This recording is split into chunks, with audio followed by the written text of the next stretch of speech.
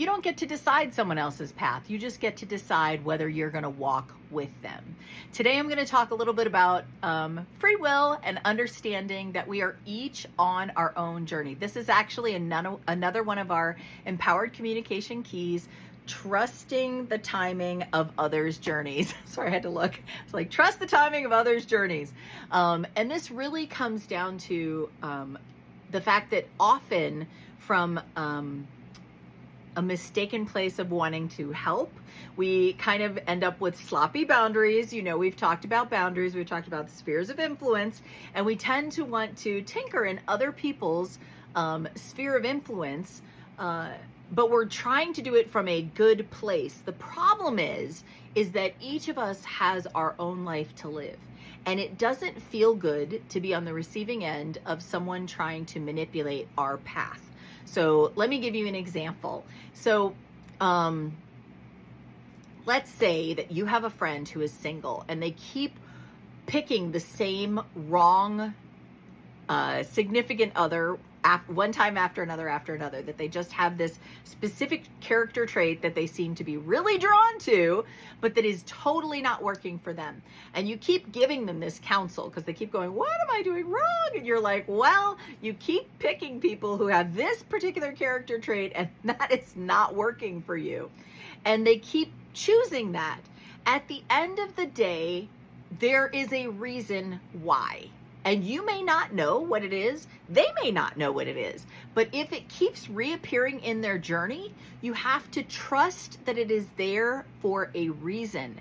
And so if you try to force them past that, it is only going to pop up somewhere else in their life because it obviously is bringing forth a lesson that they need to learn. So yes, you can offer your thoughts, your wisdom, right? That is in your sphere of influence. You can share that.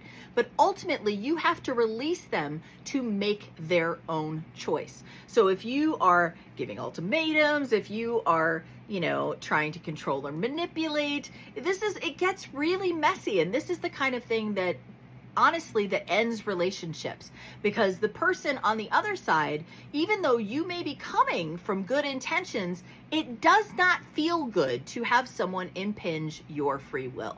Like, this is their life.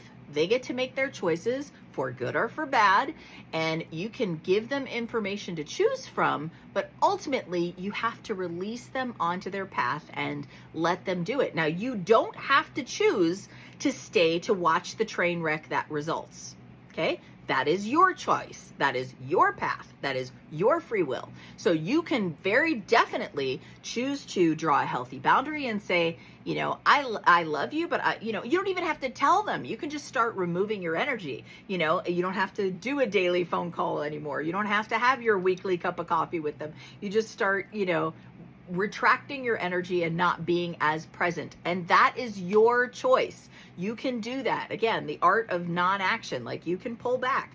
But what you don't get to do is force them into an action that they are not ready for, or into a decision they are not ready for. You can encourage them, but you can't make that choice for them.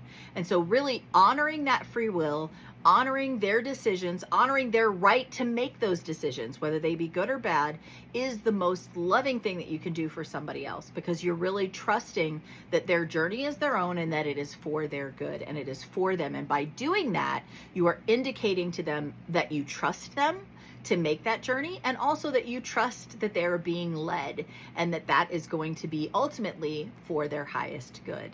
So trust each other's journey.